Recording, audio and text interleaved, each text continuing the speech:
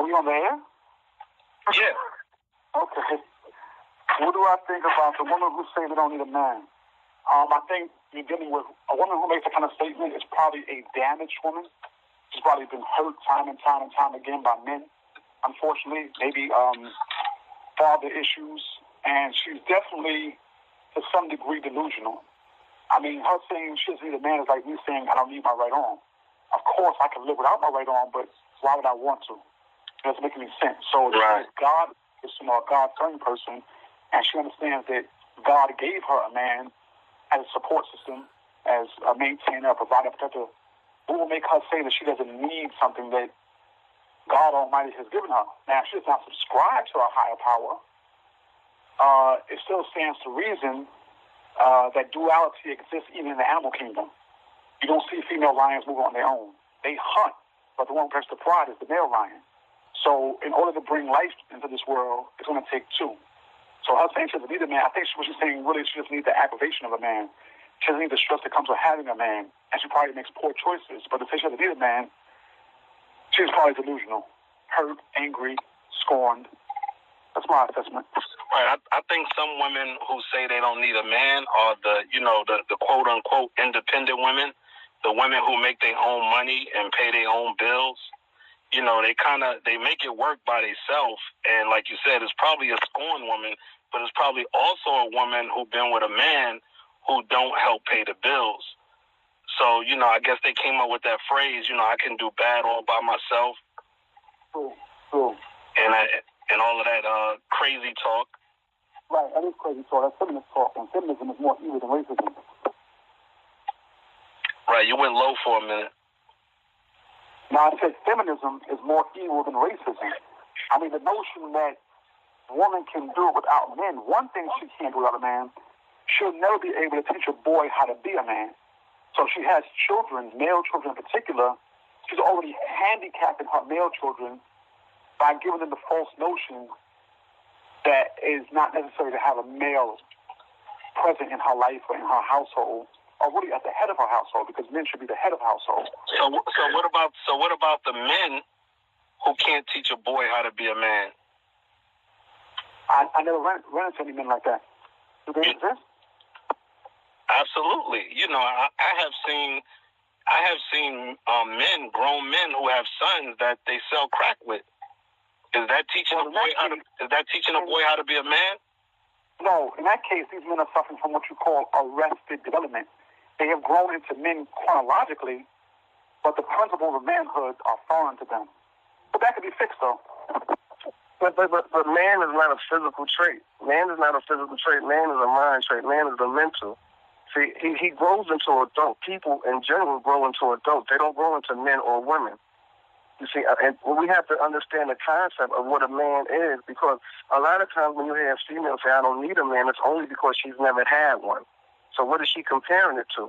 So she's never had a man, so how could she say she can go without a man? What she encountered was a lot of males in her life. And what transpires with these females, when they allow these males to enter their bedroom before they even go up to the attic. You see, and this is some of the issues this is some of the problems that these females are making today by choosing these quote-unquote men, but they're choosing males because they're allowing them in the bedroom without allowing them to go to the attic to see what's up there. Well, see, the fact that they're even choosing at all is a problem. We need to go back to prearranged marriages. The fact that they even have the opportunity to choose, looking at the choices they make, you can tell they're lacking guidance. Usually when a woman is being pursued, she's not being pursued by just one man. She has choices. She's a fairly decent-looking woman. She takes care of herself. On a scale of 1 to 10, she's a 7, 8, 9, something like that. She probably has a lot of choices at her disposal. And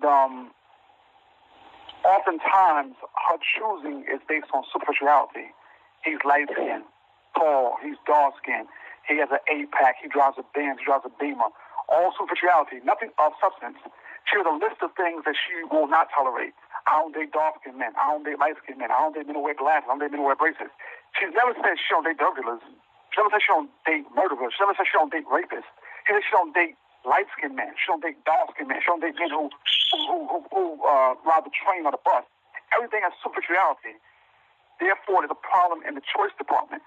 It might be better if her father or mother or uncle something and said, you know what, we have an idea for you. Then we know somebody that might be your speed, up your alley, somebody that might click with you, somebody that might be compatible for you, and somebody who's been groomed from childhood to be a man, to be a mate, to be a provider, a maintainer, a protector. We don't have it no more. We don't have where the village gets involved, the family gets involved. We have women coming home saying, Dad, if they have a dad in their life, I want you to meet Junior, my boyfriend. What Junior do? Oh, he's looking for a job. Looking for a job, but you're bringing him to my house, though. He's looking for a job. He don't have a job yet. But you're bringing him home, though. But I mean, we're getting off on the wrong foot. Okay, so I have pregnant. Right, but I have a question for you then, Jamil. So if prearranged marriage works so well, how did that tradition get lost? Like, what happened? If it was working so well, like, who decided, let's not do this anymore? Yeah, good question. The Europeans. We adopted their mores, their cultures, their folk ways, their mores. That's the problem we have. We follow them. And it doesn't even work for them. You know, you look at something like polygyny. You have somebody talking about one man, one woman for a lifetime. Did that work for Bill Clinton? Did that work for John F. Kennedy? Did that work for any of the presidents? Did that work for Bill Cosby? I mean, so that doesn't work. That's like the European concept in and of itself. Where we come from, and the most colorful marriage in the world is polygyny, one man, multiple women. That's a pimp game. You must be able to take care of these women. But it's better for a man to have more than one wife if he can take care of her than to have a woman turn to lesbianism or loneliness. That's a problem. So we follow their ways. It doesn't work for them, and it definitely doesn't work for us. So how can that even come into play when you have so many women saying that they don't need a man? Like they saying they don't need a man at all. They saying I could raise my children, boys and girls. I can take care of myself. I can pay my own bills, and I can get me what they call those things, a rabbit, to pleasure myself. A rabbit? Yeah, the bullet, the rabbit, or whatever they call those little masturbation toys. It's called a rabbit? Wow, I'm out of the loop. Okay. Okay, but to me, it's like, if I set the computer, if I'm a computer programmer, and I put the wrong intake into the computer and the computer malfunction, who do we blame for that malfunction? Do we blame the computer or the programmer? The programmer. Absolutely. So we have what we forget, because sometimes we reach a certain pinnacle in our lives, is that we forget the struggle that we've been through, right? Because we change certain behavior, we change certain ways and things of that nature, that we forget that what we've been through, though. We've still been through our process, and we can't forget the process that we've been through, where we came from. So, and when we were doing the stupidity or the negative things that we were doing that people with society viewed as wrong or obscure, that was terrible, right? It was only because we were doing what we were programmed to do. You see? And a lot of times, these statements that these females are making, that I don't need a man, they're making these statements predicated on their programming. When we treat females incorrectly, we're doing it predicated on the programming. We were programmed, but yet we keep blaming the computer. That's what we're doing in life. We blaming her. We blaming him. We're blaming the computers, blaming her. We blaming him. We're blaming the computers, but we're not blaming the individuals who programmed the computer. So the program was European. Once we fell victim to his mindset, we totally became lost. I don't know about that, because I can remember in the 70s, more couples were married. It wasn't a lot of women. It wasn't a lot of women in the 70s saying, I don't need a man. That's a modern day statement. Right. Feminism was born in the 60s and 70s. That's where it began. Right. No, but not to the point where they discredited men. See, back then in the 60s and 70s, they never discredited men. The women didn't discredit men. They was willing to say, "I'll be side by side. I'll fight with you." They didn't discredit them. Because back then, men were men. You got boyfriend around. You have to remember what I said initially. A lot of women make that statement, or females make that statement because they never had a man. So they can say that I can do without a man, but they never had one. You see? So the statement is incomplete in itself. See, this is what I'm saying back then, though. It was men. It was men. And women treated men like men. You see what I'm saying? They never discredit them. But now they're discrediting them. That's a discredit to every man breathing when a female say, I don't need a man. I agree. You see? That's the answer. That's the answer. That you discrediting them. You discrediting a man. You see, you discrediting a man. It's an unfair statement, but everyone have a right to their statement. But to me, it's an unfair statement to make. Right. But I think that well, I see a lot of women, like, if you're a female and you have a car and your car break down, you know, you take your car to the mechanic. So all of a sudden, at that point, you need a man. When it's time to move from house to house or apartment to apartment, I don't see females out here lifting couches and dresses and stuff like that. So at that point, you need a man. So I think to turn that around, you know, us as men, you know, we have to step up and do more, and, you know, let them know that we have a purpose in their lives. I agree. But there's not many men. There's multiple males, but there's not many men. I think that's why it's imperative now for us to try to reach the lost boys, because we have those who are consider themselves men, or not consider them, but are applicable to the concept of what a man is. It's imperative that we reach these lost boys because we need more men. Right. We need more families. And I think we live in a society today where women don't know their role as women. Jamil, you sound kind of low. I think we need more families. Right. Because we live in a society today where women don't know their role as women. Men don't know their role as men. Hold on. Let me stop you right there. What's the role of a woman? The role of a woman is to be submissive to her man. And foremost, okay? To be a nurturer, a provider. I was just being facetious with that one. But to be a role of a woman is to be a nurturer, to be loving, nurturing, the first teacher of the child. That's her role. I mean, you know what's so funny to me? It sounds like the role you just described. It sounds like a man can play the same role. Right. No, a man can't breastfeed, bro. Man cannot breastfeed. No, but he can. No. Nurturer doesn't describe just breastfeeding. A nurturer is one who uplifts, who provides for this baby. So not just breastfeeding, but the first man, when you come out of the womb, is your mother. Right. The first thing you're gonna do naturally is you're gonna find her breast. So when you're properly suckled from the womb, that's a part of nurturing. I agree, but nurturing doesn't just entail breastfeeding. That's what I'm saying. Right. So what I'm saying that all the description that you just gave, a man also fit those particular shoes too. I don't think a man can out nurture a woman. No. Well, hold on. Let me give you the definition of nurture is to care for and support the growth and development of another person. Right. Absolutely. So a man could absolutely do that. Absolutely. I don't think I'll be the woman doing that. No. But it was no challenge between the male and the female. That wasn't no challenge. But I'm just saying that also a man can be a nurturer. But what we have, that's why I say words are important. We take words, and when somebody say that it's applicable to the female, we make it only applicable to the female. But no, that word is applicable to male and female. Because they both have to be able to play those particular roles, because the baby has to have a balance, or the child should have a balance. So, Jamil, with that being said, then what's the role of a man?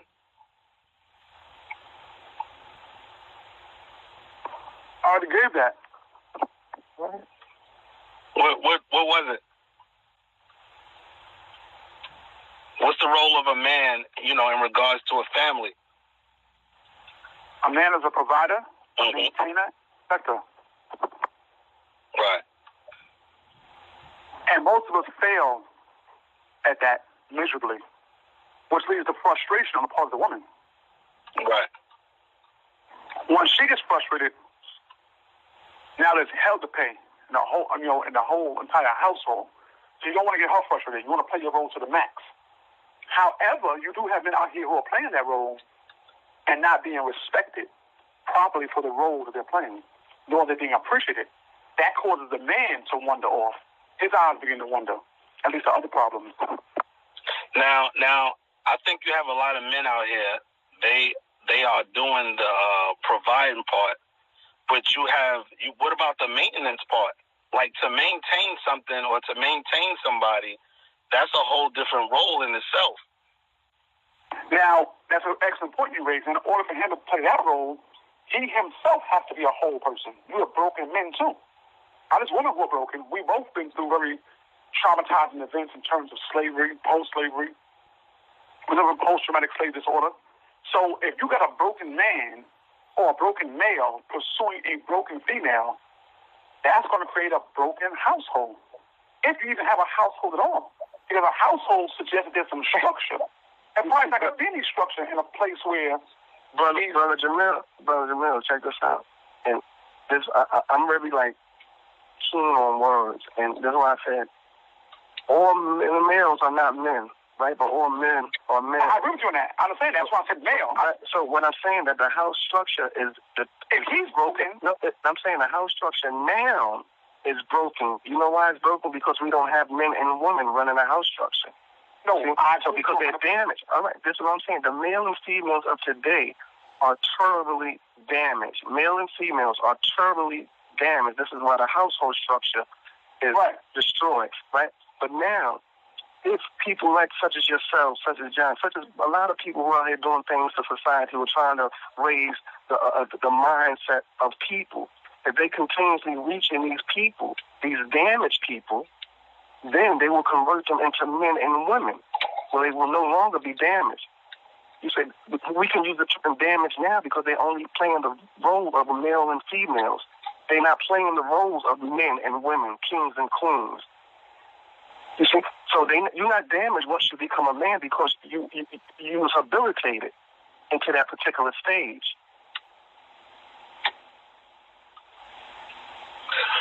Right. So I guess the whole point is to get back, because we are talking about the women who say they don't need a man, then the burden falls on the man. Am I right? No, you're absolutely incorrect on that one. Okay. Because the brother spoke of balance. So it takes two to make it and two to break it. And we can't put the whole burden on one side because if you don't have cooperation from your female mate, then the whole thing is not going to work at all, no matter how much we try. There has to be cooperation on both parts. This can't be one. I just can't say that one is totally at fault because it takes two. They both have to give 100%. Otherwise, it's not going to work. But right now, statistically, pound for pound, I know, I could say, as far as the black community is concerned, that we have more women that are successful than men. You have more women. You have more young women right now that's in college than there is young men. I agree. So, I'm generally speaking, it's not really, case for case. But you're right, though. Generally speaking, the burden falls on the man to raise himself or to develop himself so that way these women can stop saying that they don't need us. No, listen, you know what's crazy? What's ironic about that statement then, right? Because I think anybody who falls in turn or understands the concept of intelligence, anybody who grasps the intelligence or receives intelligence prior to being blind, I think is their duty. It should be duty bound for them to disseminate that to whoever may need it, whether it's male or females. So if the female is saying that she don't need a man, well, maybe we need you to disseminate the information that you obtain so you can help us to become a man. You see? So if you don't need us, maybe we need you. So disseminate that information and help us grow. And I think that's important, that we should help each other grow as men and women. It's not that the burden just don't fall on anyone particular, but whoever has the knowledge should spread it and pass it on. I agree 100%. Right. I mean, I agree with that. I agree with that partly because, when I got with my wife, she gave me stability. I was the person running around from city to city, state to state, messing with all of these women, hustling in the street. And she was the one who, had the, what are we going to do in 5 years plan. That was her idea. That was something, I think men, we don't really look into the future like the same way that women do. And, I agree that it takes a balance, but then, you have a lot of men out here that don't listen to women because we think that women are supposed to submit to us. See, we don't think that we're supposed to submit to them, even though they might be telling us the truth about something or giving us good information. I think our ego and sexism, causes us to not listen because we think we're supposed to be the one doing the decision making or dishing out the law of the household. And so it's a paradox that if a person said that they believe that they believe in the justice of it or the balance, right? It's a paradox. If a person says, I believe relationships should be balanced, and then they turn around and say that a woman should be submissive, that's a paradox. That makes no sense. Mm-hmm. That's like me taking my fish out the water and drying them off with a towel. Right. That makes no sense, because you can't say that it should be equal, should be a balance, and then say, oh, they should be submissive to me. Of course not, because there's women right now that's intellectually inclined that'll blow a man's brain out his head. Right. So no, whoever had the information should be able to disseminate it, man. And in the particular example that you gave with your wife, all you're saying is that you had a woman, because a woman, that's what I just said. If she has the information, she should disseminate it to you. Because a woman, if she has a man, she's going to help him become the best man possible. That's a woman. You see, a man, when he have a woman, he's going to try to make her be the best woman possible. That's what men and women do for each other. You see? And that's what they're supposed to do, for each other. Right. So, Jamil, do you agree or disagree? Or do you still think that women, their role or their purpose is to be submissive to a man? I wouldn't say that's their purpose in life, no. We all have our own individual purposes. We all bring something different to the table. I would say, for me, it's man, woman, and child in that order. When you don't have order, you have chaos, you have disorder. So in terms of structure, men should be the head of the household, the head of their families. They should give guidance. Again, they should be protectors, maintainers, and providers. I think when a man's playing his role to the more likely, if he's dealing with a normal woman, she's going to respect that, and she's going to naturally submit to that. It doesn't make her less than him, but it's almost like when I go into a dojo, I'm not lesser of a man than my sensei, but I do submit to his authority, to his knowledge, to his wisdom, to his understanding, to his experience. He's the sensei, he's the shihan, or he's the soke, he's the one who's leading the class. I'm going to him to learn. So that deference is due to him. Respect is due to him. Doesn't mean that he's more of a man than me. Oh, we're both equal on that level. But now that I'm entering into a dojo, particularly his dojo, I submit to his authority, his wisdom, his knowledge, his understanding. That's only natural. If a woman's coming into a relationship and she doesn't want to fall into that role, and maybe it's because she has a boy and have a man, I can understand the frustration that causes if he's not going to lead, because it's more like lead, follow, or get out the way. So if he's not going to lead, then more likely he's the wrong person for her. So, so again, that's when we go back to prearranged marriages, or either if not prearranged, at least let the family get involved and offer their 2 cents. Nowadays, again, families not even involved. How you meet these dudes, they're already having sex with your daughter. By the time you meet these dudes, she's already pregnant. So you wasn't even involved in the beginning process of them getting together. They're just coming home saying, Dad, you're about to be a grandfather. So the whole situation is upside down. So that's why I say, let's get the fathers involved, let them be providers, maintainers, and let women be the nurturers of the household. I don't want to compete with the woman over or argue with her over what color the blind should be or what color the curtain should be. That's her affair. What color the bathroom should be. she's probably going to be home more than me, so that's going to be whatever color she wants it to be. Whatever curtain she wants that I have, I'll pay for it. So I don't like getting some kind of debate with a woman over how the household should be ran. She should run the domestic affairs of the household. I should be out there getting that paper, making sure that, the bills are paid and, we have a secure place to live and a future. So if everybody plays their position, we'll have less problems. That's my position on the issue. Okay, so you're pretty much saying that your woman or your wife should be a housewife while you be the person who strictly go out and get the money. It doesn't have to be that way because it could be on a case-by-case basis. It doesn't necessarily have to be that way, but I think ideally speaking, where I come from, my father was a breadwinner. My mother was at home with the children. It worked out well for us as all of my mother's children are college graduates. So it kind of well for us. They have a father who went out there, did what he had to do in terms of running the house financially. My mother was at home helping us with the homework, putting us to bed, washing the clothes, fixing the food. So everybody had a role to play. And that's why my household ran smoothly in a very normal, functional way as opposed to what we have today, which is a lot of dysfunctionality.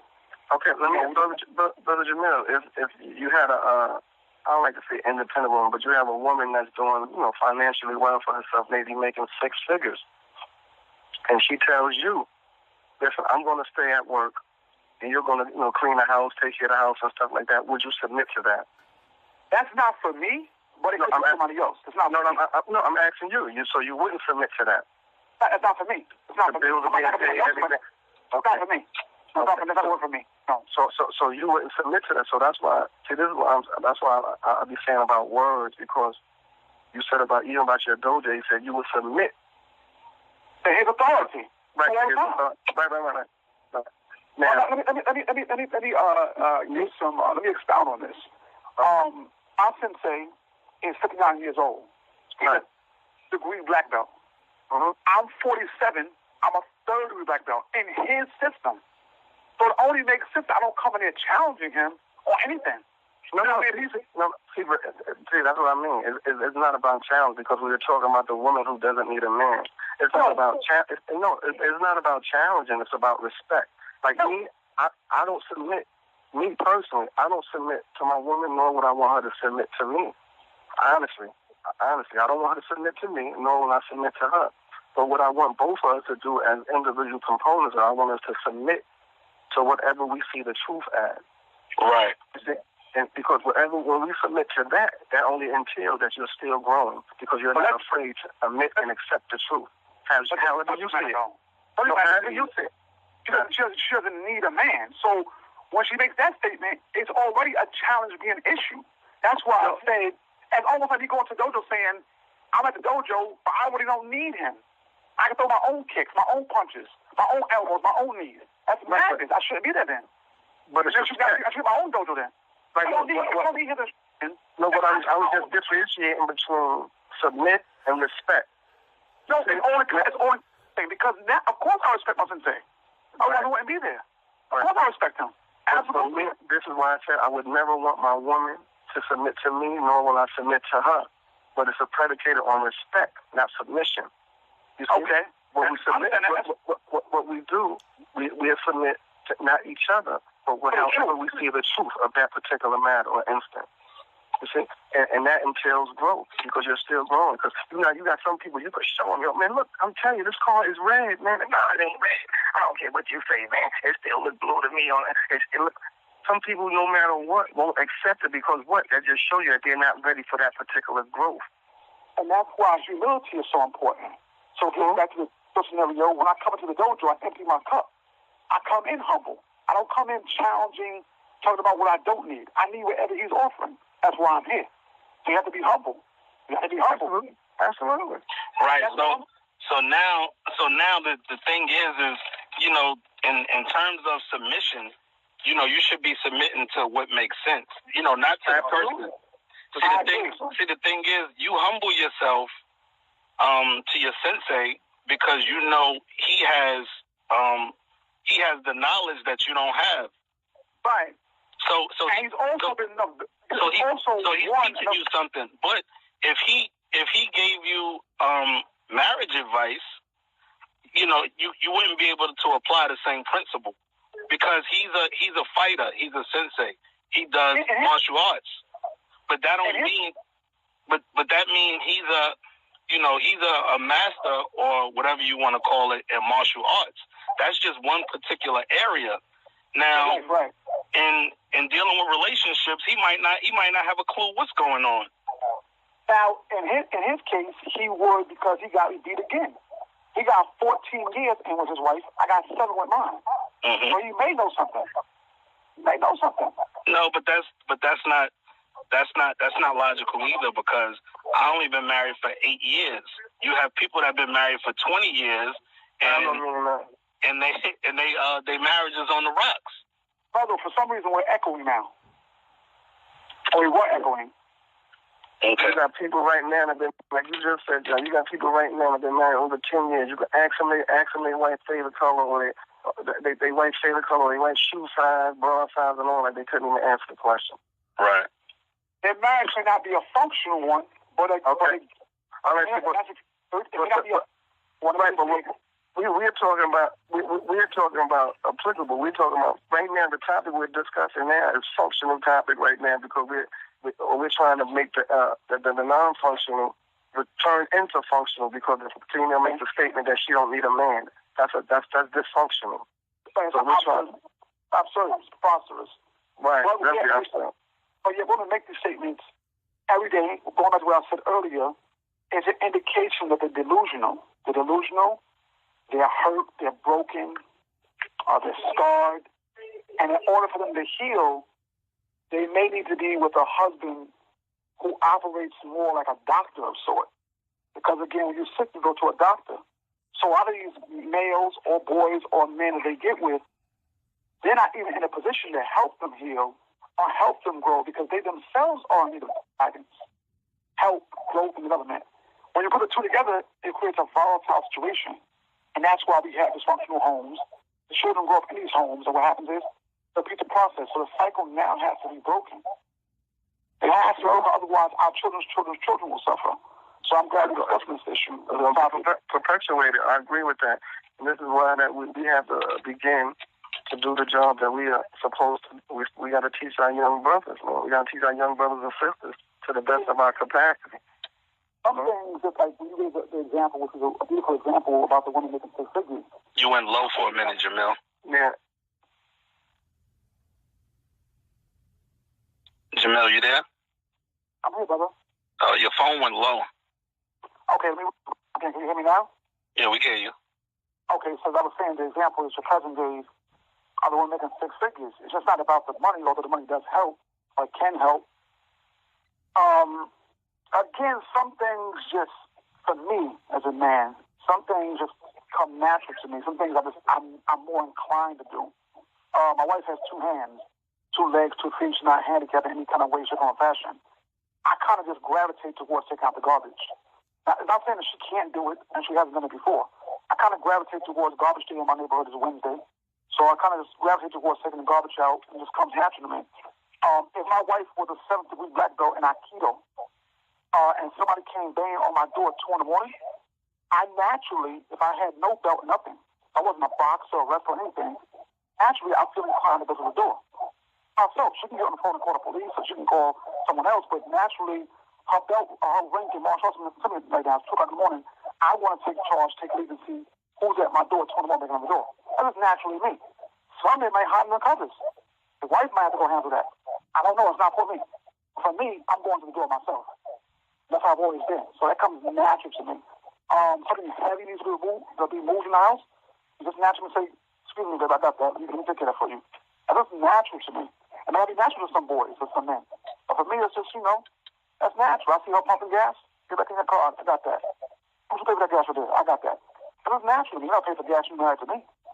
You know what I mean? The only reason I came up with the statement about the 6-figure female because prior to that, when you made your statement, you said that as a man, you would want to take care of the bills. I'm paying for this. No, you stay at home. You take care of the household. You nurture the household. I take care of because you were mentioning bills and money and stuff like that. So I mentioned if the roles were reversed, And she's making enough money. Now she's making enough money where you could just chill. You could just chill home and mop some floors and do the dishes. And would you be submissive to that? And you said no, because that's not you.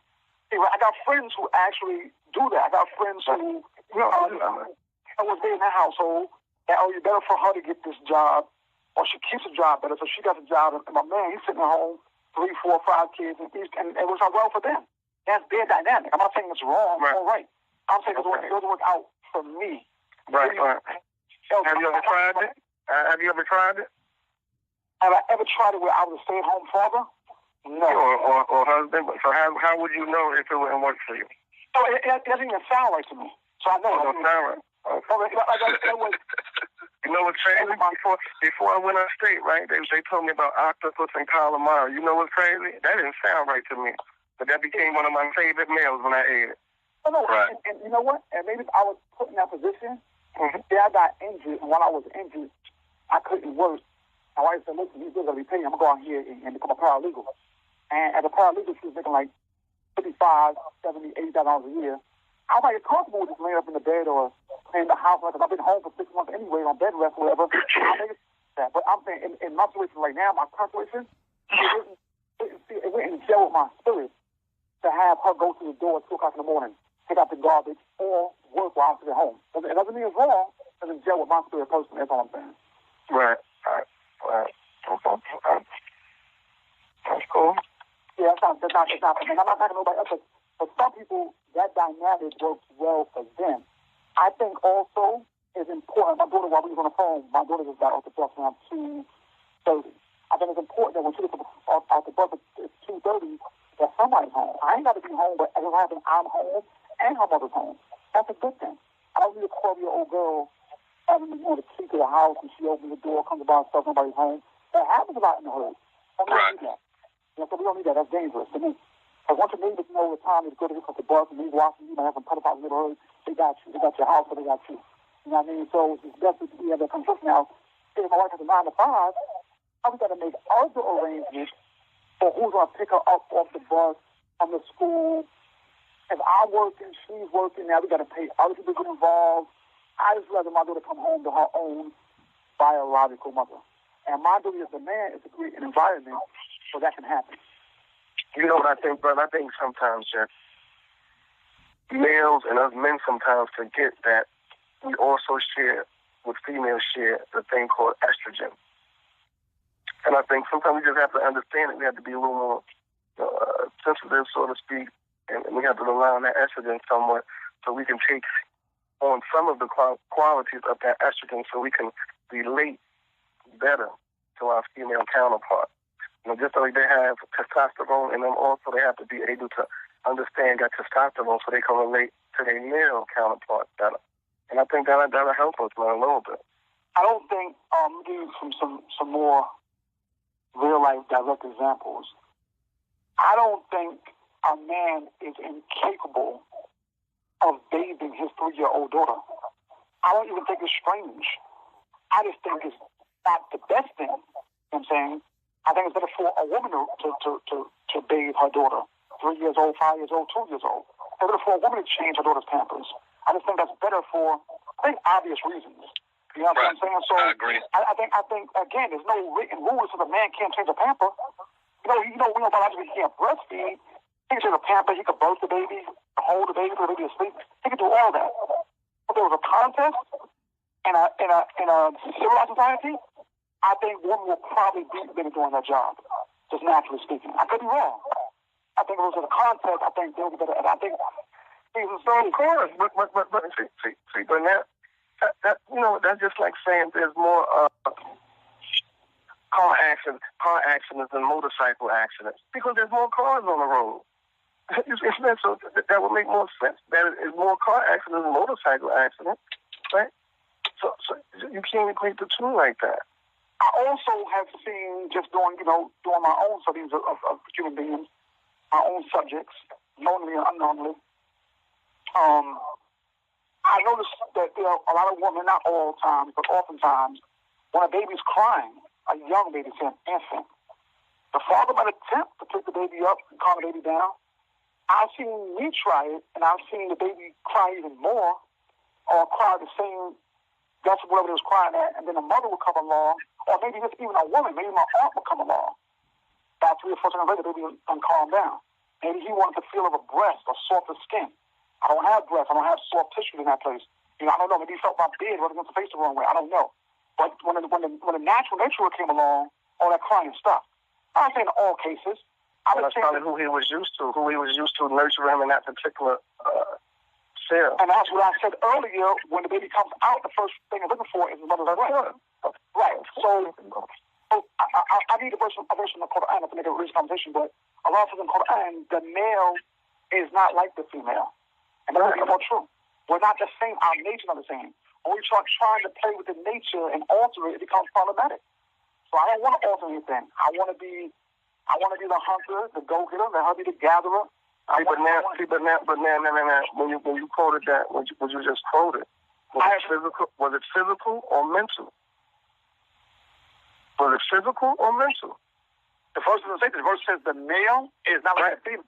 Right, but only that I'm asking that because you use that. You use that verse to confirm what? Something that you were saying. Right? No, and something you were saying, you deal with male and female. So I'm asking you, is that from physical or is that mental? I would say both. Okay. I would say both for this reason. Because I know men and women differ when it comes to physicality. I know they differ, no doubt about it. The average man is stronger than the average woman, no doubt about it. But now, do they differ when it comes to mental capability, when it comes to spiritual ability? Of course they're different. Because we could look at the same subject. Your phone got low again. We could look at the same subject. And oftentimes, we with your wife watching the same TV show and draw very different conclusions. I find that even amongst races, you take various races of women, and you get them in a situation, they're going to view it differently. Here we go. Let's deal with the issue of cheating. My wife coined the term called emotional cheating. I'm still clueless as to what she's talking about. I know what that. I could assume what she's implying by saying emotional cheating. And that's what I'm saying. If I walk into my house and I catch my wife on the phone with you, and she's over here describing her body parts to you, am I going to like that? No. Am I going to think this is highly inappropriate? Oh, yes. Is it going to anger me and trouble me? Absolutely. Am I going to call Jaja and tell Jaja I caught my wife cheating on me? Absolutely not. Absolutely not. If I walk in a house and catch you inside my wife, so having intercourse, then I'm saying, Jaja, your cousin is banging my wife, and she's cheating on me. That's cheating to me. The conversation was inappropriate, highly inappropriate, offensive, disturbing. Okay. Cheating? Now, that's a different, and that's a great topic to have about cheating. But now the question is, what is cheating? Because the concept of cheating varies to different individuals. To me, now, I take it more broad than just a sexual encounter because it's really the thing that you can do inside your relationship without even touching another female and not even thinking about another female that could be considered cheating. And it could be cheating because if you cheat in a relationship, you're cheating the individual that you're in a relationship with. Let me qualify that statement of cheating. If you take, for example, a Muslim country like Saudi Arabia, where people actually get their heads flown or stoned to death for cheating, in the history of Islam, to my knowledge, I think I'm pretty well versed, I don't recall any incidents at the time of Prophet Muhammad, peace be upon him, thereafter, where anyone was killed over a conversation. There has to be witnesses who actually caught you in a physical act. That's why I call it. No, I'm saying. We're talking about cheating. But the concept of cheating varies. Oh, no. Listen to also.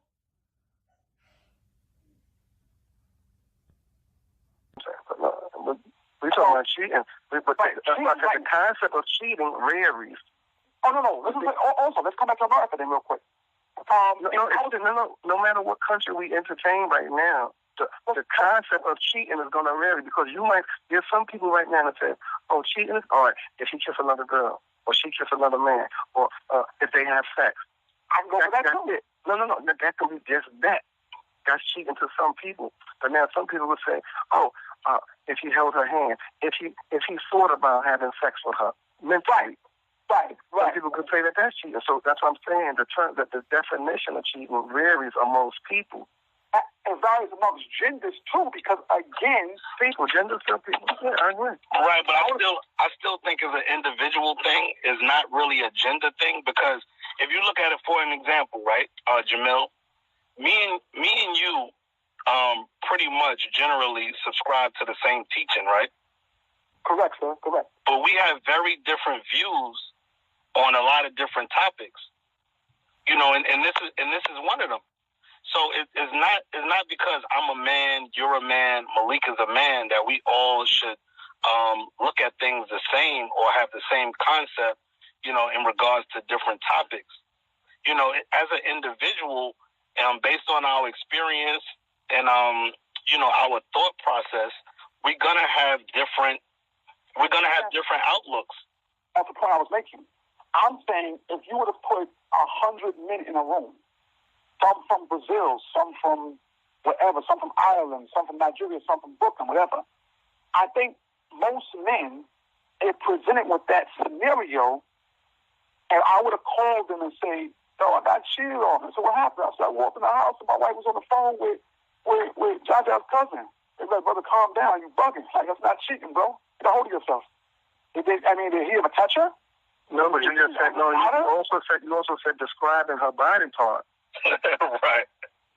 Don't leave that part out, because that's a major part right there. That still is talking. You're not in my home. You didn't touch her. You never saw her. That's why she's describing herself to you. So let me share this with you. Let me share this with you right quick. Right? There's people I know who went to prison, right, and engaged in homosexual activity. You know what the person said? You know what the person? Oh man, he went to jail and became a homo. I said, nah. He always had that in him all that time, but the opportunity didn't present itself. So what's dangerous about her sharing her body parts with him on the phone, I would consider it cheating. You know why? The same, because of the analogy that I just gave you. I would still, because now if the opportunity presents itself, words might become more than just words. I would agree with you 100%. But see, we don't charge people, from jurisprudence, we don't charge people for what things could be or could become. If you don't actually do the crime, you don't do the time. No, but that's what I'm saying. This is what I mean. If you offend a relationship, you offend the person in the relationship. You cheated. If you cheat the relationship, you cheated the person in the relationship. So in that statement, I have 36 deep breaths. I got a glass figure body. You should see me with naked or like that. That's cheating, because that's cheating the relationship, because that's inappropriate behavior to have within a relationship. So that's what I described it as, appropriate behavior. It's an inappropriate behavior to have within a relationship. If you have an intimate relationship with someone, you shouldn't be describing your body parts with someone else. I agree 100%. Question now becomes, would a room of 100 men and in the same room with 100 women, and the scenario was given, how many women would say, yes, them just talking like that is cheating, and how many men would say, yes, him just talking like that is cheating? Her just talking like that is cheating. I think you would find the numbers would be not equal. That's the only point I'm making. We don't see things the same. Because, again, I think I got friends who would laugh at me if they say, brother, listen, she's definitely wrong, bro. That's definitely an inappropriate conversation. She's definitely out of line. But if you want to say that you want to leave her for cheating, now what we do, we add up, because now you're saying leave her. That word wasn't in there. Leaving her, but we were just describing, was it cheating? But I would agree to the person who said that is, because I would say it is. Okay. Right. Now you would say it is, right. But now listen to the language. The language that I heard from mine was emotional cheating. I never heard that term before. I said, who coined that term? That's wrong. That's like a new charge. You know, like I think a brother told me a charge the other day. He said the charge was called misprisoned by felony or something like that. I said, I took law in school. Never heard of that before. I don't mean that doesn't exist. I had never heard of it before. You know, and he explained to me what it was. And I was like, oh, that makes sense. But I never heard it before. So now you come up with some new charges. Like, again, I can understand how a woman would be hurt by that. It's an inappropriate conversation. However, when you hit somebody with a charge like adultery, that's a serious charge. For me, I'd want to make sure somebody got off. Somebody, you know, physical. Somebody enjoyed themselves physically. You know, because again, if you go back to the religion of Islam, somebody's head can get flown for that. So you got to make sure that something happened, not other than words. Like, no one's head's going to fly over words. Yeah, it's lust. It's an inappropriate conversation. But I don't hear anywhere in Scripture where somebody lost their life over lust, because we all lust. We will all be adulterers. That's the case. You know, so I think those are very heavy words. You said you focus on words a lot. So yeah, those are very... See, you have to understand where I'm coming from and try to comprehend what I'm saying right quick. I'm talking about cheating. It extends far beyond just physical, because what you're mentioning, you keep mentioning physical. And then you keep mentioning physical, but she adds far beyond that. So what if your girl was holding hands? That's physical. Kissing, that's physical. But a person, they could go back and forth with text messages or writing love letters and showing their body parts. And you know, that's foul too. That's foul too. So that's what I'm telling you, brother. It's still cheap whenever you disrespect the relationship that you have with someone. Me and you. I'm talking about male on male. If I disrespect the relationship that we established, I'm cheating on you. I'm cheating on that relationship. You see, but we wouldn't feel like that because our male egos now, we wouldn't want to accept that because it sounds funny. But no, males even cheat on each other in relationships, right? Okay, but what I'm saying to you is this. This will be, I think, a better example. If I owed you some money, and for whatever reason, I was thinking about not paying it to you. But in fact, it got so serious that I went and told Jaja, I'm not paying him that money, man. I'm not paying him, man. Whatever, man. Let him get it in blood. Let him get it how you get it. I'm not paying him. Right. Now I have bad thoughts. I have bad intentions. I'm thinking about cheating you out of some paper. But until I actually physically don't pay you, you can't never say you got cheated on by me. You can't never say, oh, I cheat you out of money until I actually do it. The thought's not going to count in any court of law or any other kind of way. I'm just thinking about doing it. But now the scenario changed again because now you told Jaja I had no gist of it. I don't know. Had no understanding of that you were going to cheat me. I never heard you say that because you told Jaja. But in a scenario with Jeanette, you heard her. You heard her say it. So it's a different stance. I didn't hear you say you were going to cheat me. You wasn't going to pay me. I didn't hear you wouldn't tell someone else that. So I can't conclude that you beat me or anything because I never heard what transpired. But he was eavesdropping and you overheard me tell Jaja. Okay, we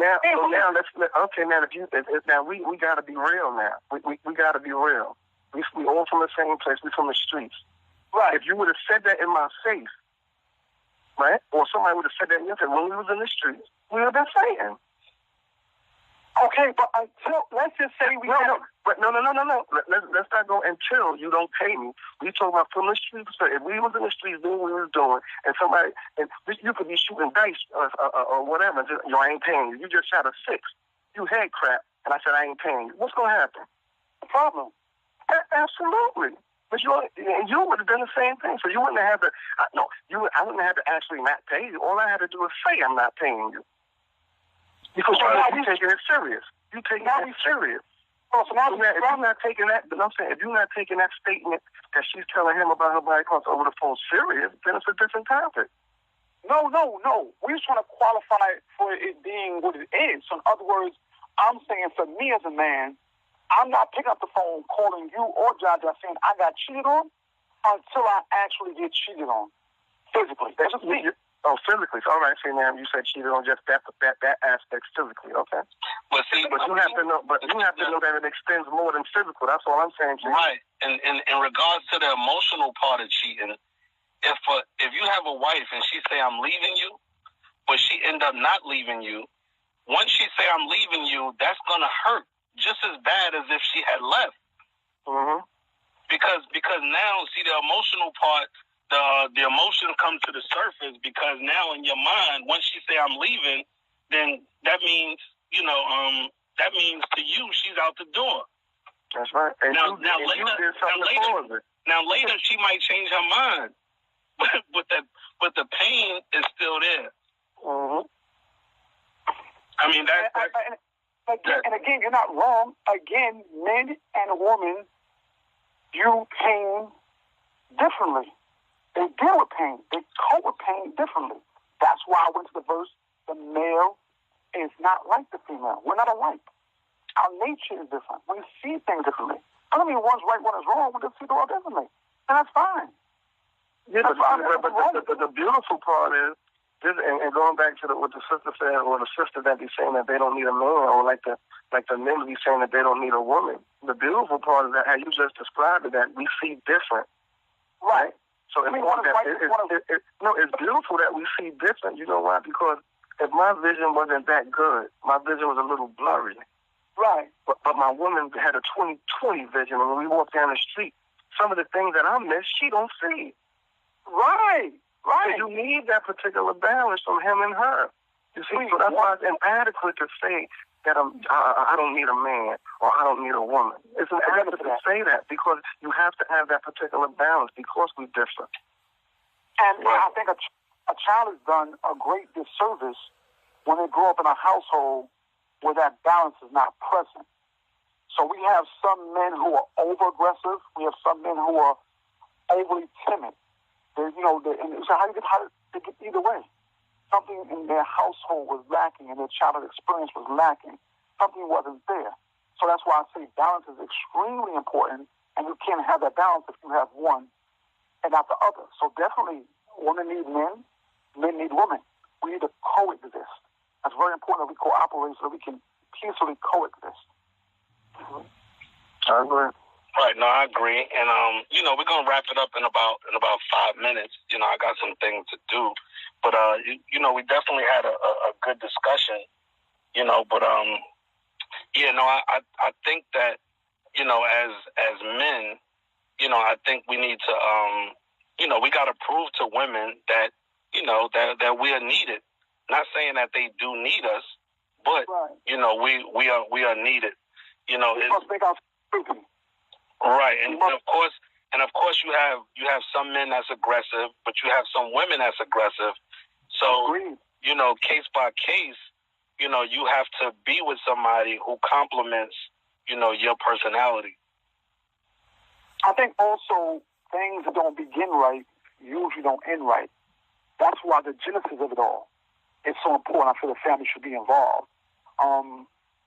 Again, it's natural when a woman reaches a certain stage in her development that she wants or seeks the attention of a man to give him pleasure, to receive pleasure from him. That's biological, that's fine. At that point, the parents have to be involved. And there needs to be, from the time the child is growing up into teenage years or adulthood, values and standards instilled. Again, the scenario that I gave, you have sisters coming home telling their father or their uncle or their older cousin, their older brother, that's my man right there. So what did he do? Or he looking for a job? Right, but I still think, Jamil, you speaking from a perspective of somebody who grew up in a household where your mother and your father was married and they stayed together till death. With me and Malik, we grew up in broken homes. So it's really not the family, because we living in modern times and you have a lot of homes right now that are broken. So if your mother and your father couldn't get it together, what kind of advice can they really give you, or how can they guide you if they don't know themselves? Right, exactly. They can't give you what they don't have. Exactly. So I think it's the duty of those who are civilized that they set a shining light and a shining and bright example to others who are in need of this information, who are in need of this knowledge, this instruction, this guidance. Some will get it, some won't. Some want to get it, others don't. So for those that want it, it's there. I think you've been a beacon of light to many, to myself included, how you operate your households. So I think that needs to be seen, because that's not going to be shown on Love and Hip Hop. Nobody's going to highlight how good things could be when doing things properly. All that's highlighted is the dysfunction. So we need to shed some light on people who've actually done things the quote-unquote right way and it's worked out for them and their children. Right. Lead by example. Nobody wants to be preached to. Lead by example. Right. So on that note, I think, we're going to end the show. Tomorrow, we're going to, come with something else, on a different topic, but it'll definitely be interesting. So, we're going to close it out, and I'll talk to y'all later. All right. Come back, y'all. Come back and listen to it. All right. Peace. We're now listening to the MadMen Talk Show. If you have any comments, questions, or input, please leave them down below. Make sure you like, make sure you subscribe, make sure you share.